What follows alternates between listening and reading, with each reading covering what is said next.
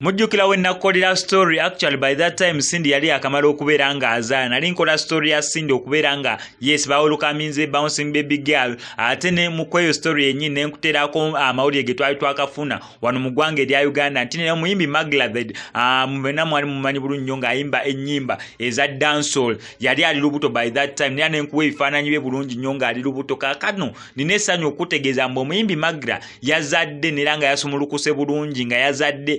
baby girl naye yazadde Kasukali neera nga omuyimbi oyo tali mu ggwanga wandinene lya Uganda naye mbadde mwebuuza nga tekyawulira nnyimba ze nga takyalabika nnyo nga ku interview tetumulaba SMS nange gye ngenda salisa tiketi ngende ninye ennyonyi ngende mu ggwanga erya England Magla gyali mukoleko interview awo sinnatuukawo naye ng'omuyimbi Magla tali mu ggwanga lya Uganda actually ali mu ggwanga erya England neera gye yafuna omwami we omuzungu oyo gwe mulaba mu bifaananyi neera ng'olubuto lwa mwami oyo gwe mulaba sofa kati Magla nga we nagamba talina mwana oyo si asoose wabula oyo mwana we wakubiri neera nga wanene ku SMX Media twegattira wamu okukiikira ba SMX Media Kings and Queens obagamba mbu neera yes muyimbi Magla weebale yogayoga otuuka kweri ekkula ly'okubeera nti niyawazadde omwana ow'obuwala etono ekyo era kinzijukiza n'okunzijukiza nti ba SMX Media Kings and Queens oba ba SMX Media subscribers tugenda beera nga tuprintinga t-shirt mu design ez'enjawulo yes ezo t-shirt z'aba fans oba ba SMX Media Kings and Queens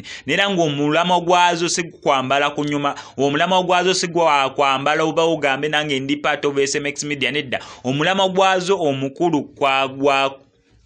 omulama gwazo omukulu gwa charity gwa kubeera nti ne tugenda beera nga tutandika okubeera nga tugaba pads so abantu bagambye mbuni artist tukozese t-shirt ezo abantu abamu abayagala okubeera nga basupportinga eno cause oba omulama guno eno ogw'okugulira abaana ab'obuwala pads abali naddala abo abatasobola kubeera nga bazeetuusaako mu eno time gye balima okubeera nga bambye abaana bali ku masomero naye ye watuuka okubeera nga agenda mu nsonga kwolwo olunaku tasoma twagala tugabe pads omutwalo gumu nga pads 1500 ziri disposable nga pads 1500 ziri reusable zine ze bayoza songo omuntu tumuwe disposable tumuwelako n'eno gye bayoza so that omulundi ogumu leero wakozesa eno enkya yakozesa eri leero wakozesa eno enkya yakozesa eri twagala tugabe pads omutwalo gumu so ezo t-shirt tugenda zitunda naye nga